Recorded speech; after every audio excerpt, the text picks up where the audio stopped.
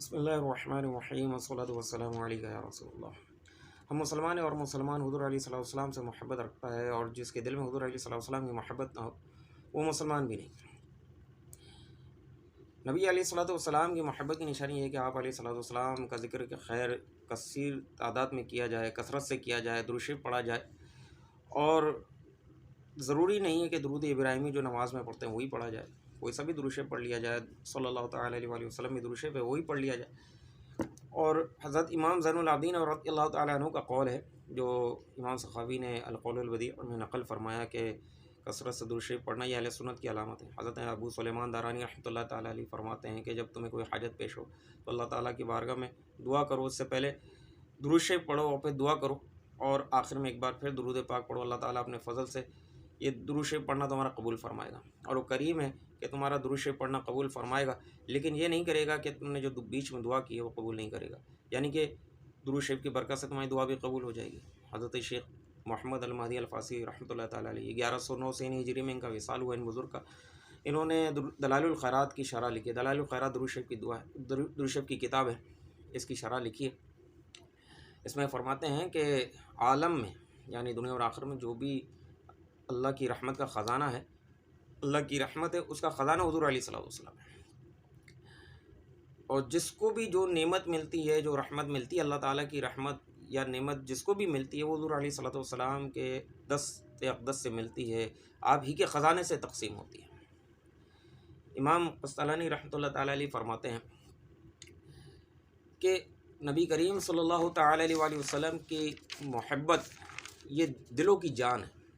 روح کی غذا ہے، اور آنکھوں کی ٹھنڈک ہے۔ مزید فرماتے ہیں کہ یہ حیات ہے، جس کے دل میں حضور علیہ صلی اللہ علیہ وسلم کی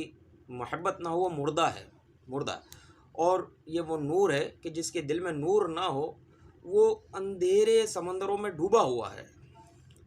مزید آگے فرماتے ہیں یہ محبت ایمان، اعمال، احوال، مقامات سب کی روح ہے، یعنی حضور علیہ صلی اللہ علیہ وسلم کی محبت نہ ہو تو ایمان بھی مکمل نہیں۔ جب ایمان مکمل نہیں تو کتنی نیکیاں کر لے، نماز پڑھ لے، روزے رکھ لے، حج کر لے، زکوٰۃ، عمرہ وغیرہ سب نیکیاں کر لے، لیکن ایمان نہیں ہے، حضور علیہ صلی اللہ علیہ وسلم کی محبت نہیں ہے تو کچھ بھی قبول نہیں ہے۔ جب نیکیاں نہیں ہیں، ایمان نہیں ہے،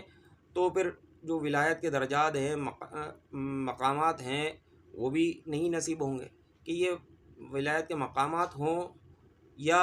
نیک اعمال کی قبولیت ہو، ایمان کی قبولیت ہو، ان سب کا دار و مدار حضور علیہ صلی اللہ علیہ وسلم کی محبت پر ہے۔ اور فرماتے ہیں کہ جب انسان کسی ایسے انسان سے محبت رکھتا ہے جو اس کو نفع پہنچائے، اس دنیا میں عارضی نفع کوئی پہنچائے، اس کو کسی ہلاکت سے بچائے، نقصان سے بچائے، اس سے محبت رکھتا ہے، تو اس محسن کا کیا حال ہے کہ جس نے ہمیں ایسے عذاب سے بچایا جو دردناک ہے اور اس کو فنا بھی نہیں، یعنی ہمیں ایمان نصیب ہوا تو حضور علیہ صلی اللہ علیہ وسلم کے صدقے میں نصیب ہوا، ان کی برکت سے ہمیں نصیب ہوا کہ انہوں نے ہمیں راہ حق کا بتایا کہ راہ حق کیا ہے، اور ہمیں عذاب جہنم سے بچایا، اور ہمیں جنت کی ابدی نعمتوں کی طرف لے گئے۔ مزید فرماتے ہیں کہ انسان اس شخص سے محبت رکھتا ہے جس کی صورت اچھی ہو، اخلاق اچھے ہو۔ حضور علیہ صلی اللہ علیہ وسلم ان تمام خوبیوں کے مالک ہیں، ان تمام خوبیوں کے جامع ہیں۔ آپ کی ظاہری صورت بھی اچھی، آپ کی سیرت بھی اچھی، آپ ظاہر میں بھی اچھے تو باطن میں بھی اچھے۔ تو حضور علیہ صلی اللہ علیہ وسلم کی محبت ہماری جانوں سے، ہمارے اولادوں سے، ہمارے مال سے، ہمارے گھر والوں سے، اور تمام انسانوں سے سب سے زیادہ ہم حضور علیہ صلی اللہ علیہ وسلم سے محبت ہونی چاہیے۔ اور مزید فرماتے ہیں کہ اگر ہمارے بالوں کی جڑوں میں بھی حضور علیہ صلی اللہ علیہ وسلم کی محبت مکمل محبت ہو، یعنی ہمارے روح بلکہ ہمارے جسم کے ہر حصے میں حضور علیہ صلی اللہ علیہ وسلم کی محبت ہو، تب بھی حضور علیہ صلی اللہ علیہ وسلم کا جو حق ہم پر ہے وہ پھر بھی حق پورا نہیں ہو سکا، یہ بلکہ اس کا کچھ حصہ ہے۔ تو پیاروں میٹھے اسلام بھائیوں، ہمیں اپنے اوپر غور کر لینا چاہیے کہ ہم محبت کا دعویٰ تو رکھتے ہیں، لیکن ہم اس محبت میں کس اس پر ہیں۔ جس سے محبت ہوتی ہے تو کوشش یہ کی جاتی ہے کہ میرے محبوب کو کسی چیز سے تکلیف نہ پہنچے، میری کسی ادا سے، میری کسی بات سے اس کو تکلیف نہ پہنچے۔ تو ہم حضور علیہ صلی اللہ علیہ وسلم سے محبت رکھتے ہیں، ہم مسلمان ہیں الحمدللہ، تو مسلمان کا کام ہے حضور علیہ صلی اللہ علیہ وسلم کو تکلیف نہ پہنچائے، حضور علیہ صلی اللہ علیہ وسلم کو درود شریف کی کثرت کرے کہ یہ ایک ہماری طرف سے ہدیہ ہے جو حضور کی بارگاہ میں پیش ہوتا ہے۔ نماز حضور علیہ الصلوۃ والسلام کی آنکھوں کی ٹھنڈک ہے، تو نماز پابندی سے پڑھے، کہ نماز نہ پڑھنے والا، تو حضور علیہ الصلوۃ والسلام کی وعیدیں ہیں اس کے متعلق، نماز پابندی سے پڑھے